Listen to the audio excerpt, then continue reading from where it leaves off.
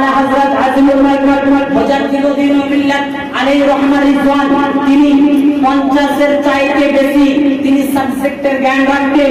অন্য কিতাবের মধ্যে এসেছে 150 চাইতে বেশি সাবজেক্টের তিনি জ্ঞান রাখতেন, এবং 100 তো নয়, 200 তো নয়, ঈমান এবং ইসলামের হেফাজতের কারণে আলা হযরত 1400 কিতাব লিখেছিলেন। জোরসে বলেন সুবহানাল্লাহ।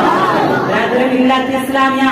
এবার আসি আলা হযরতের জন্ম কোথায় হয়েছে।